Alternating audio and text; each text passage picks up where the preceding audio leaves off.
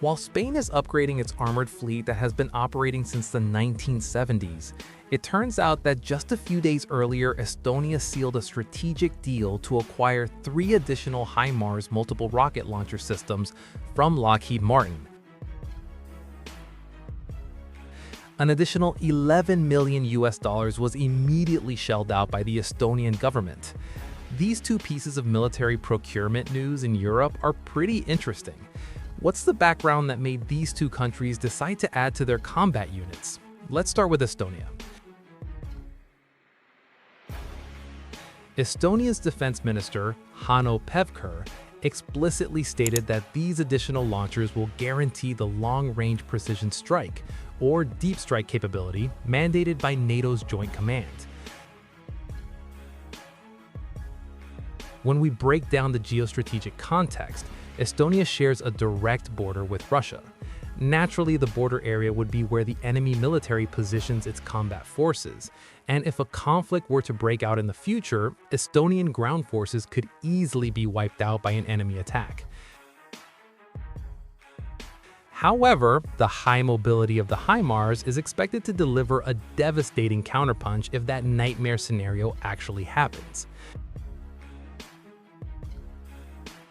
But what's even more interesting than Estonia buying 3 extra HIMARS units is the maintenance aspect of the HIMARS itself.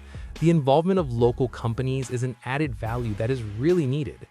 Janari Kazmets from the Estonian Center for Defense Investment confirmed that the investment from Lockheed Martin will be used straight away to build local maintenance capacity for HIMARS components, alongside neighboring countries like Latvia, Lithuania, Poland, and Finland.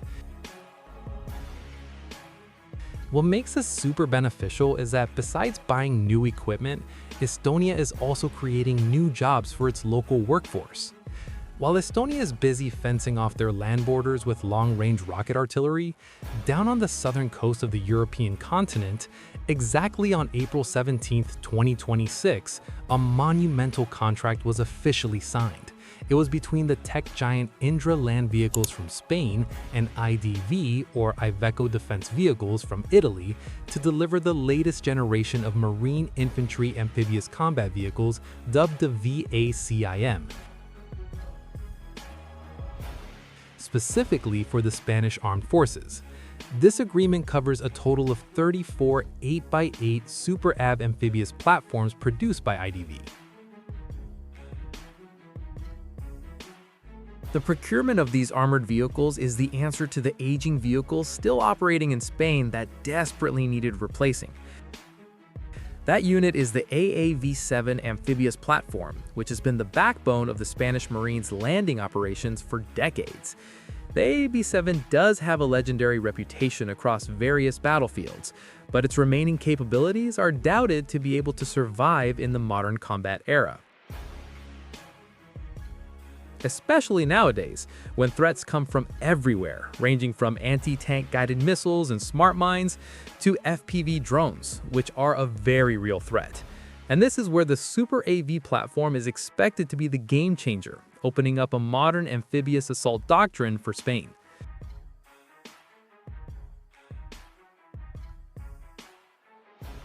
This armored monster that Spain wants to bring in weighs around 24 to 30 tons. With an 8x8 wheel configuration, it's powered by an Iveco FPT diesel engine capable of churning out a fierce 700 horsepower.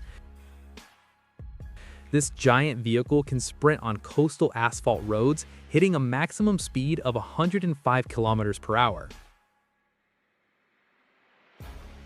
That's a pretty impressive number for a heavy-class amphibious infantry combat vehicle.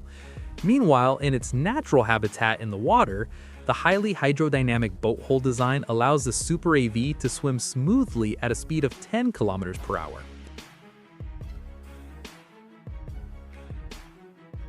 Dimension-wise, this platform is designed with a length of 8.9 meters, a width of 3.2 meters, and a height of 2.9 meters. The protection compartment inside the belly of this vehicle is designed very ergonomically to accommodate 3 crucial main crew members, consisting of a driver, a squad commander, a main gunner, plus 10 fully armed landing infantrymen. Its operational range can even hit 800 kilometers on a full tank of gas.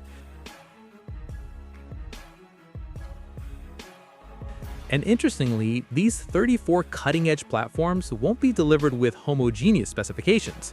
The Spanish military divided the order into several combat operational variants that complement each other.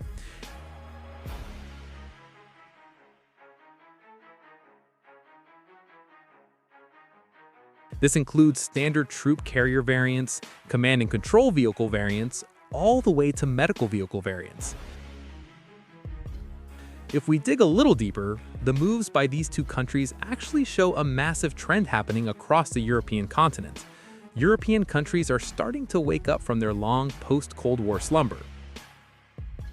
For Estonia, for example, having a HIMARS repair center in their own backyard isn't just about adding jobs. It's absolutely about combat logistics independence. Learning from the ongoing conflict in Ukraine right now, logistics routes and repair facilities have proven to be just as important as the bullets being fired. If NATO supply lines are ever choked off, Estonia and other Baltic nations won't need to panic waiting for spare parts to cross the Atlantic Ocean. They can repair and return their combat units to the front lines super fast. This is an incredibly effective deterrent strategy.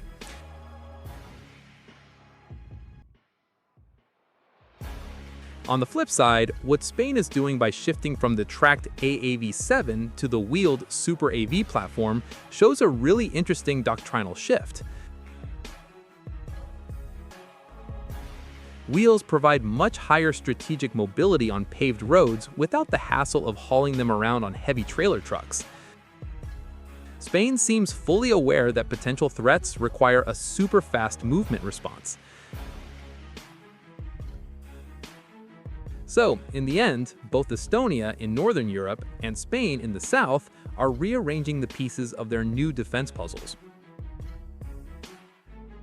They're building an independent, highly agile combat ecosystem that's definitely ready to face the worst-case scenario war scenarios of the 21st century.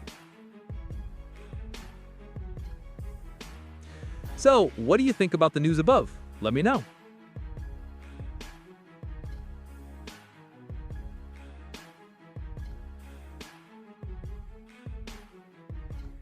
Just a quick note, all the data and information I mentioned earlier refer to reliable global news sources that have been released to the public.